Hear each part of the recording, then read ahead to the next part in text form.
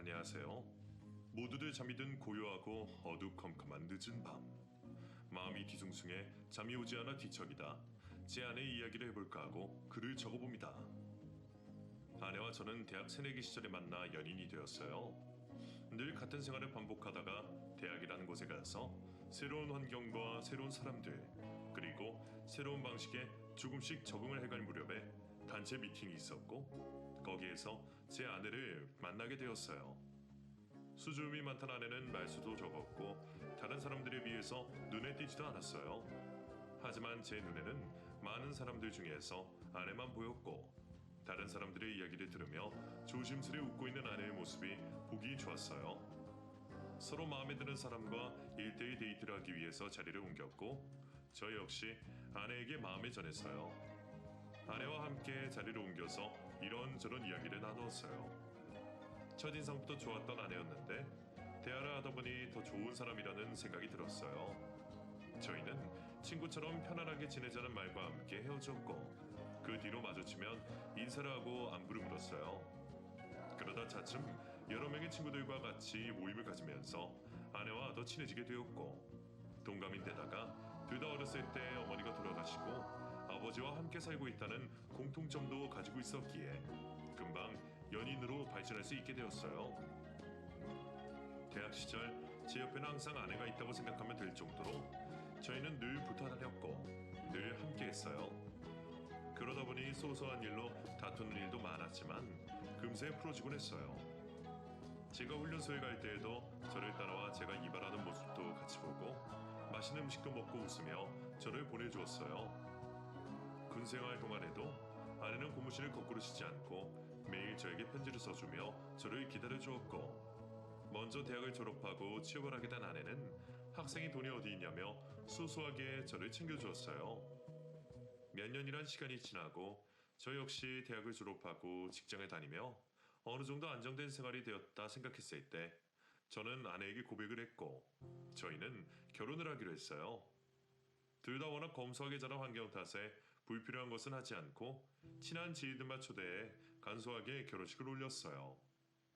연애를 오래 해서 결혼을 해도 별다른 느낌이 없을 줄 알았는데, 결혼은 연애를 하던 때와는 또 다른 느낌이었어요. 아내가 차려주는 따뜻한 밥을 먹으며 출근을 하고, 또 퇴근을 하고 집에 돌아오면 저를 반겨주는 아내가 있다는 것이 너무 행복했어요. 한 번은 갑자기 쏟아지는 비 때문에 버스에서 내리자마자 머리에 가방을 이고 뛰려 하는데, 뒤에서 아내가 웃으며 우산을 씌워준 적이 있었어요. 그때 아내의 모습은 잊을 수가 없었어요. 여름에는 아이스크림을 같이 나눠 먹고, 겨울에는 뜨뜻한 방에 배를 깔고 누워 따뜻한 붕어빵을 하나씩 나눠 먹으며 알콩달콩 신혼을 즐겼어요. 아이 없이 둘이서 좀 더 신혼을 즐기는 것도 좋았겠지만, 다복한 가족을 늘 바래왔던 저희는 결혼을 하자마자 아이를 갖기를 희망했고, 아들 하나 딸 하나 연년생으로 낳았어요. 퇴근을 하고 집에 가면 아이들의 재롱에 시간이 가는 줄도 몰랐어요. 저는 자식이 하나 더 있었으면 좋겠다고 생각했지만 아내의 반대로 이루지는 못했어요. 둘을 키우는데도 힘이 드는데 셋까지는 안 된다는 아내의 고집을 꺾을 수가 없었어요. 저는 가족들을 위해서 직장 생활을 성실하게 하며 열심히 살았고, 아내 역시 양가 어머니가 안 계셔서 누구에게도 도움을 받지 못하고 오로지 혼자의 힘으로 아이들을 키우며 며느리 노릇을 해내었어요. 연년생 아이들을 키우는 것은 정말 힘든 일이었거든요. 하나가 울며 안아달라고 매달리면 옆에서 잘 놀고 있던 다른 하나도 울며 안아달라고 하는 통에 아내가 혼자 있을 때에는 하나는 없고 하나는 안아야 했어요. 그리고 희한하게 하나가 독감에 걸려 입원을 하게 되면 또 다른 하나도 입원을 하게 됐고, 뭐든지 같이 하는 아이들 때문에 아내가 많이 힘들어했어요. 하루 종일 아이 둘을 챙기다 보니 아내는 늘 밤에는 골아 떨어졌고 밥 먹을 시간도 없어서 그냥 지나치는 날도 많았어요. 저는 자신의 커리어를 포기하고 아이들을 위해서 희생하는 아내에게 늘 고마워했고, 그런 아내를 위해서 아이들을 위해서 더 열심히 일을 해서 돈 걱정하지 않게 살게 하는 것이 내 몫이다 생각하며 열심히 살았어요. 하지만 아이들이 어느 정도 커가다 보니 어린이집이며 식비며 돈이 들어갈 곳이 많아졌고, 양가 아버님들도 연세가 많으시다 보니 병원에 갈 일도 많아졌어요. 자식이 저희뿐이다 보니 모든 것들을 저희가 해결해야 했고 아파트 대출금도 갚아야 하는 상황에 한 번씩 목돈이 들어갈 일이 생기게 되면서 생활비가 부족해지는 일이 생기게 되었어요. 한 달에 벌어 한 달에 살다 보니 여윳돈이 있을 리가 없었어요. 뭘 그렇게 고민하고 있어? 몇 달 동안 계속 마이너스야. 이번 달에도? 아버님 병원비가 생각보다 많이 나왔어. 메꿀 수는 있겠어?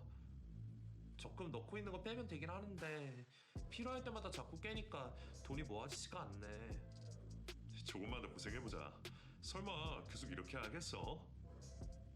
애들 더 크면 돈 들어갈 곳이 많다던데. 걱정하지 마.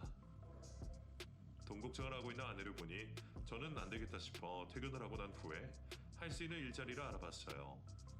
짧은 시간 동안 할 수 있는 일을 찾는 것은 어려웠어요. 거의 대부분이 배달 일이었고 야간 업무를 하는 곳은 제가 살고 있는 집에서 조금 떨어진 대중교통이 없는 곳이었어요. 지금은 차가 없어도 통근버스를 타고 다닐 수 있지만 늦은 밤까지 일을 하려면 차가 있어야겠다는 생각이 들었어요. 그래서 어쩔 수 없이 대출을 받아 차를 사게 되었어요. 아내는 얼마를 더 번다고 무리하게 대출까지 받아가며 차를 사려고 하냐고 했지만 저의 생각은 달랐어요. 일을 하려면 차는 필수였고 또 내 식구가 이동을 하기에도 차가 있으면 편하겠다고 생각했어요. 저는 일을 하기 위해서도 있지만 저희 가족을 위해서도 이제는 차가 필요하다고 생각했어요. 주문한 차가 나오고 저와 아내는 안전을 기도하며 고사를 지냈어요. 효과가 있는지 없는지는 모르겠지만 미신이라고 해도 안 하는 것보다는 나으니까요. 고사를 지내고 아내와 아이들을 태우고 동네 한 바퀴를 돌았어요. 아이들은 아빠도 이제 차가 있냐며 너무 좋아했어요. 처음에 차를 사는 것을 반대하던 아내는 저보다 더 좋아했어요. 나들이를 갔다가 돌아오는 길에는 항상 아이들이 잠이 드는 바람에 집까지 업고 오는 일이 다반사였거든요. 아이들도 어른들도 힘들었었는데 이제는 차로 이동을 하니 좀 더 편안하게 즐길 수 있겠다며 말하는 아내를 보니 그동안 많이 힘들었겠구나 싶었어요. 그래서 한 손으로 아내의 손을 잡아주었어요. 아내는 웃음을 지으며 저를 쳐다보았고 뒷자리에서는 아이들이 자기들끼리 깔깔거리며 웃고 떠들었어요. 저는 그 모습에 너무 행복했어요. 아이들이 항상 저렇게 웃으며 자랐으면 하는 바람이 생겼어요. 저는 퇴근을 하고 난 후 늦은 밤까지 일을 했고 한 번씩 일손이 부족하다는 지인의 가게에서도 일을 도와주며 악착같이 벌었어요. 낮 동안에는 회사에서 온갖 눈치를 보며 일을 하고 밤에는 대리운전 기사, 배달, 주말에는 마트 주차요원, 용역까지. 저는 일할 자리가 있으면 무슨 일이든 마다하지 않고 열심히 일을 했고 제가 열심히 일을 하는 만큼 돈도 벌었어요. 하지만 투잡이 기본인데다가 어떨 땐 쓰리잡까지 하게 되니 늘 피로와 싸워야 했고 몸이 많이 망가졌어요. 그리고 하루 24시간 동안 잠자는 몇 시간을 제외하곤 일을 하다 보니 자연스레 가족들과 마주할 시간도 대화를 할 시간도 줄어들게 되었어요. 아내는 주말까지 이렇게 일을 해야 하냐며 아이들과 같이 있을 수 있는 시간은 지금뿐인데 아이들이 더 크면 같이 있을 시간도 없다며 일을 줄이라고 투덜거렸지만 저는 돈 걱정하지 않고 자를 수 있게 해주는 것이 더 크다고 생각했기에 멈출 수가 없었어요. 그러는 동안 아이들은 어느새 중학생이 되었고 저와의 관계는 더 멀어질 수밖에 없었어요. 한 번은 조금 일찍 집에 들어오게 된 날 아내는 잠시 집을 비웠고 아이들밖에 없었어요. 저는 아이들과 나눌 대화 거리가 없어서 멀뚱히 텔레비전을 보고 있었어요. 그러다가 아이들은 각자 자신의 방에 들어갔고 저 혼자 남게 되었어요. 이윽고 외출을 했던 아내가 돌아왔고 그제서야 집안 분위기가 밝아지는 것 같았어요. 아내는 이웃집에서 받아온 반찬을 꺼내어 상을 차렸고 방으로 들어간 아이들을 불렀어요. 오랜만에 다 같이 모여 식사를 하면서도 저는 어색한 느낌이 들었어요. 제 자식인데 왜 이렇게 어색한 느낌이 드는 것인지. 아이들은 제가 묻는 말에만 대답을 할 뿐 먼저 말을 거는 법이 없었어요. 아내와는 그렇게 제잘제잘거리며 말을 하던 아이들이 말이에요. 식사가 끝난 후에 저는 아내와 맥주를 한잔하게 되었고 제가 느낀 서운한 감정을 말하게 되었어요. 그러자 아내는 이제서 뜬금없이 그런 소리를 하냐며 이렇게 된 것은 다 저의 잘못이라고 말을 했어요. 아내의 말에 저는 순간 화가 났어요. 이게 어째서 내 잘못이란 말이야? 당신이 언제 애들이랑 놀아준 적 있어? 일하느라 바빠서 그런 거지. 내가 그래서 주말에는 일하지 말고 애들이랑 놀아주라고 했잖아. 나 좋다고 일한 거야? 다 지들 잘 키우려고 쉬지도 못하고 일한 건데. 그건 당신 생각이고 어렸을 때부터 아빠랑 유대관계가 없는데 지금 와서 갑자기 생기겠어? 이래서 자식 새끼는 다 필요가 없다는 것인가? 착한 애들 나쁜 애들 만들지 마. 내가 보기엔 당신이 자초한 일이니까. 당신까지 그렇게 말을 해야겠어? 사실이잖아. 지금이라도 다가가려고 노력을 해야지. 그럼 돈은 누가 벌고? 그놈의 돈 굶어 죽는 것도 아니고 얼마를 벌어야 만족을 할 건데 2만 원면 된 거 아니야? 당장 눈앞의 것만 생각하지 말고 미래를 생각해봐. 이게 다 우리 미래를 생각해서 이러는 거야. 말해 말자. 당신한테 내가 무슨 말을 하겠니? 아내는 마시고 있던 맥주를 마저 마시고는 밖으로 나갔어요. 저는 혼자 남아있던 맥주를 들이켰어요. 그동안 그렇게 가족들을 위해서 열심히 살았건만 지금 와서는 저희 부재를 탓하다니 갑자기 허망한 느낌이 들었어요. 이러려고 몸 아픈 것도 무시하며 열심히 일을 했나 제 자신이 너무 불쌍해 보였어요. 이제라도 일을 줄여야 하나 그런 생각을 하며 잠이 들었고 다음날 저는 또다시 일터로 향했고 또 열심히 일을 했어요. 지금은 아이들이 저를 이해하기가 힘이 들겠지만 어른이 되고 나면 저를 이해해 줄 거란 믿음을 가지고요. 그렇게 매일매일 똑같은 일상 속에 웃을 일 없이 살던 와중에 아들이 중학교를 졸업하게 되었고 아내는 고등학교에 진학하게 되면 지금보다 더 시간이 없을 테니 지금이라도 가족여행을 가자고 말했어요. 저는 아내의 말도 일리가 있는 듯하여 주말에 시간을 내어 가족여행을 떠났어요. 멀리까지는 가기에는 시간적인 여유가 없었기에 가까운 근교로 숙소를 알아보았고 다행히 저희가 가려는 날짜에 숙소가 하나가 비어 있었어요. 처음으로 가는 가족여행에 아이들도 들떠 있었어요. 숙소로 가는 길에 마트에 들어 장을 보았어요. 이것저것 먹고 싶은 것들을 담다 보니 가득 한가득 물건이 담겨졌어요. 아내는 누가 보면 2, 3일은 있다가 오는 줄 알겠다며 다 먹을 수 없으니 먹을 수 있는 만큼만 두고 다시 덜어내자고 말했어요. 그러자 아이들은 다 먹을 수 있다며 걱정하지 말라고 말을 하며 기어이 한가득 다 샀어요. 커피를 마시며 달리다 보니 금세 숙소에 도착을 했고 저희는 짐을 풀었어요. 초록빛 가득한 잔디밭이 햇살을 받으니 아무렇게나 찍어도 사진이 잘 나왔어요. 아이들은 서로 사진을 찍어달라며 포즈를 취하며 깔깔거렸어요. 이윽고 저녁이 되었고 여행에서 빠질 수 없는 바비큐를 준비했어요. 아내가 야채와 찌개를 준비하는 동안 저는 고기 구울 준비를 했어요. 제 옆에서 저를 지켜보던 아들은 자신도 해보고 싶다며 장갑을 끼고 나섰고 저는 한번 해보라며 집게를 넘겨주었어요.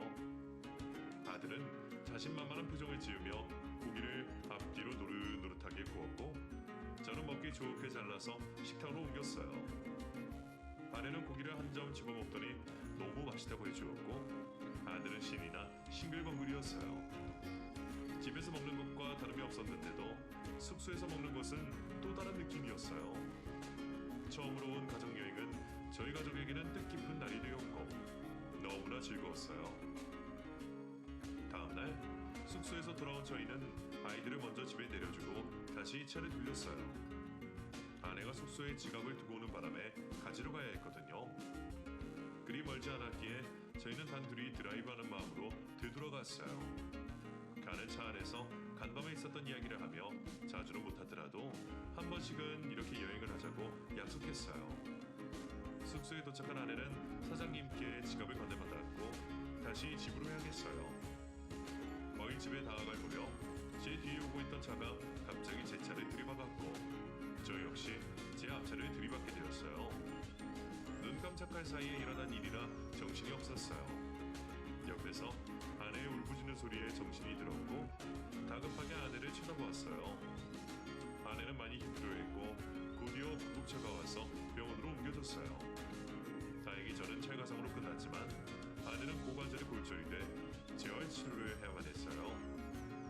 이 일로 저희 가족은 일상이 무너져 버렸어요. 아내가 하던 일은 아이들 수술해야만 했고 아내는 아픈 몸이 된 걸 힘들어했어요. 예전 같으면 아무렇지 않을 일도 크게 반응을 했고 점점 신경질적으로 변해갔어요. 재활 치료를 받는 것이 힘이 든다며 가지 않겠다고 철없는 말을 하며 속을 썩였어요. 아내의 그런 모습들을 지켜봐야 하는 저 역시 너무 힘이 들었어요.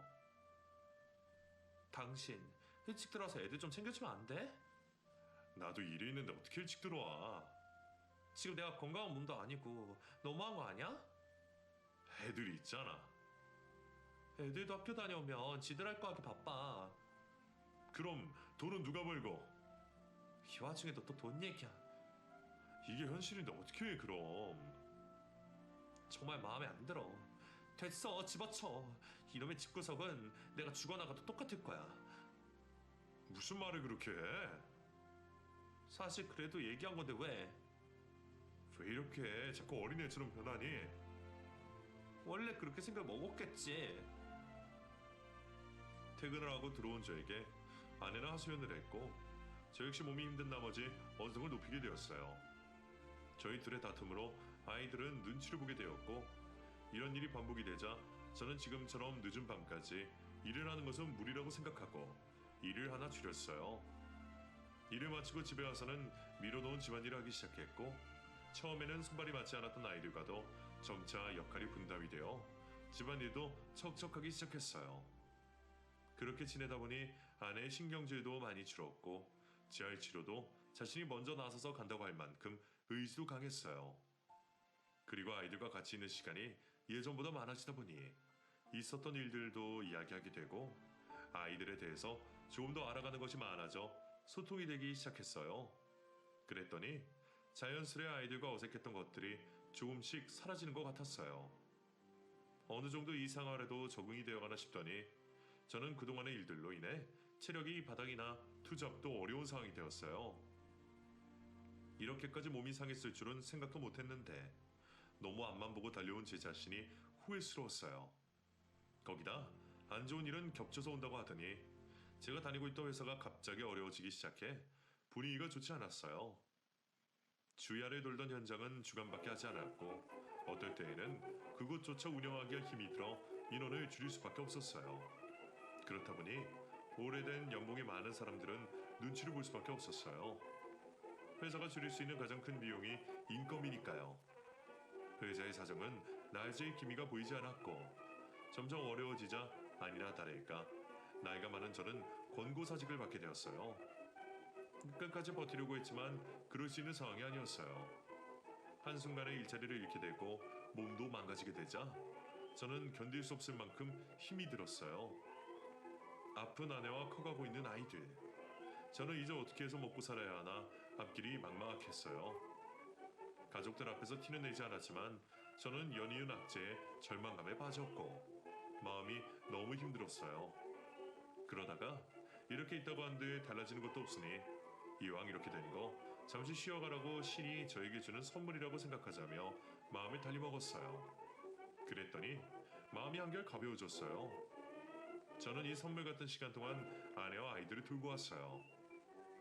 한 달의 시간이 지나고 어느 정도 제 몸도 회복이 되었다고 생각이 들었을 때 저는 마냥 놀고만 있을 수는 없어서 시간이 짧은 일자리를 찾아봤어요. 하지만 나이도 많을 뿐더러 짧은 시간대를 찾는 것은 어려웠어요.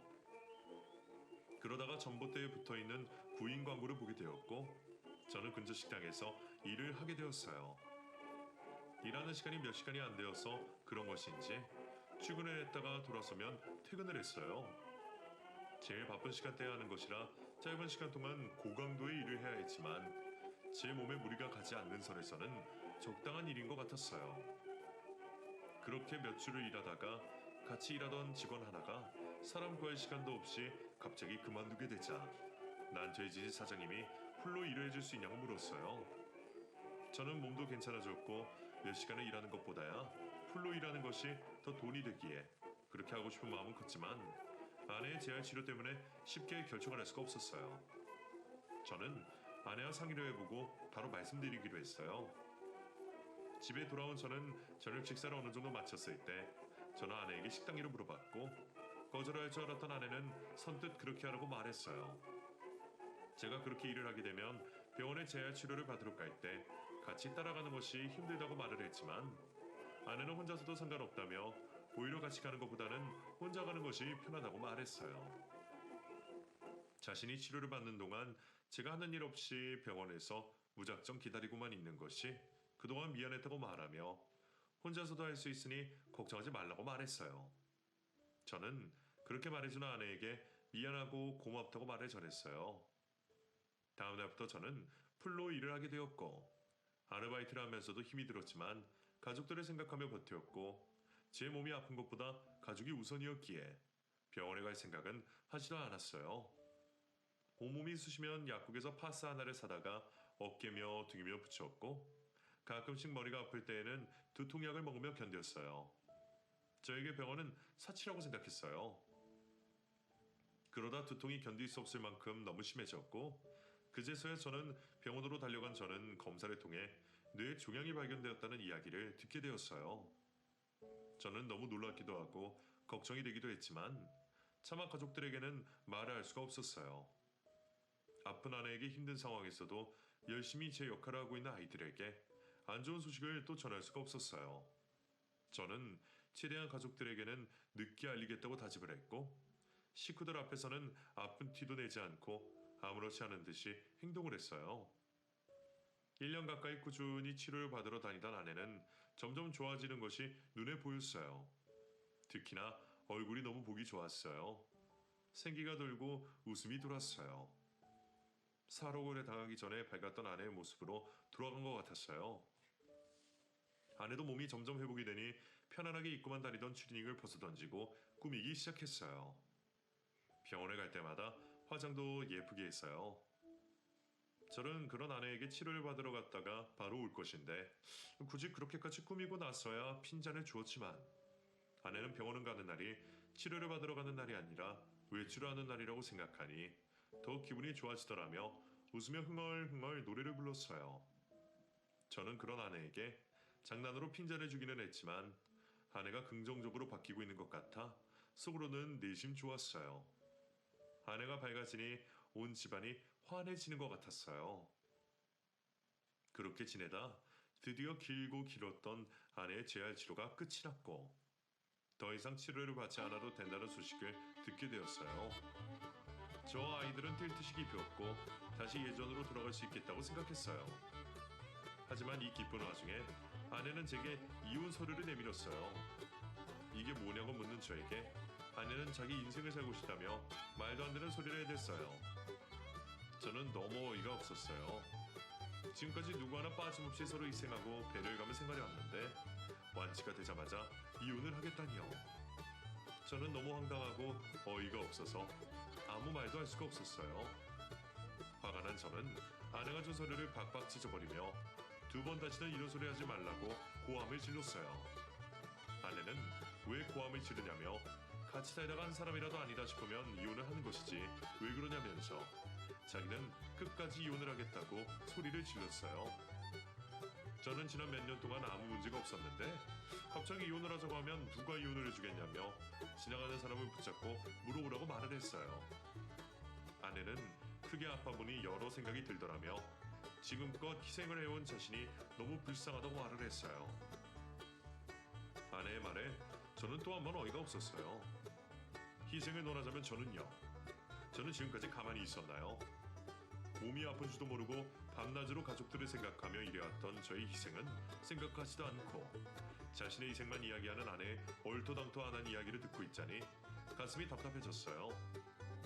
제가 다른 여자를 만나 바람을 피웠거나 술을 마시고 폭력을 행사를 했거나 도박을 해서 전 재산을 날렸거나 그런 이유로 이혼을 하자고 얘기를 한다면 억울하진 않지. 저는 가족들을 위해서 내 몸에 이상이 있는 것도 숨겨가며 뒷바라지한 것뿐인데 지금 와서 아내가 이혼을 들먹거리니 끓어오르는 감정을 주체할 수가 없었어요. 아내는 다음 날에도 그 다음 날에도 계속해서 이혼 서류를 들이밀었고 저는 보는 즉시 다 찢어버렸어요. 그런 제 모습에 아내는 씩씩거리며 누가 이기는지 한번 해보자며 이혼 서류는 얼마든지 갖다줄 수 있으니 찢고 싶은 만큼 마음껏 찢으라며 소리를 질렀어요. 이혼을 요구한 이후부터 아내는 집안일은 아예 손을 떼버렸고 하루 종일 어디를 다니는지 아침 일찍 나갔다가 늦은 밤이 되어서야 들어왔어요. 당연히 아이들은 챙기지도 않았어요. 한 집에 살면서도 저를 투명인간 취급했어요. 제가 지쳐서 이혼을 하자고 말하게끔 할 심산인 건지 아내는 찬바람이 쌩쌩 불었어요. 그리고 며칠 뒤 저희 일터로 누군가가 찾아왔다는 소리에 옷도 갈아입지 못한 채 밖으로 나갔어요. 그곳에는 아내의 재활치료사가 멀끔하게 차려입고 저를 기다리고 있었어요. 뜬금없이 저를 찾아온 재활치료사에게 무슨 일로 찾아왔냐고 물었고 그 사람은 얼굴 표정 하나 바뀌지 않고 저에게 아내를 그만 놓아주라는 얼토당토한 말을 들어놓았어요. 당신 지금 뭐라고 했어? 이제 그만 미진 씨를 놓아달라고 부탁드렸습니다. 뭐 이런 사람이 다 있어. 이혼하겠다는 사람을 억지로 붙잡고 있는다고 한데 서로에게 좋을 것이 없지 않습니까? 남의 가정사에 당신이 뭔데 끼어드냐고. 우리가 이혼을 하든 말든 당신이 무슨 상관이야? 평생 미진 씨 도와드리고 싶습니다. 뭐라고? 미진 씨는 제 첫사랑이었어요. 그때 이루지 못한 사랑 지금이라도 이루게 선생님이 빠져주세요. 3년 동안 재활을 하느라 많이 지쳤을 미진 씨를 평생 편안하게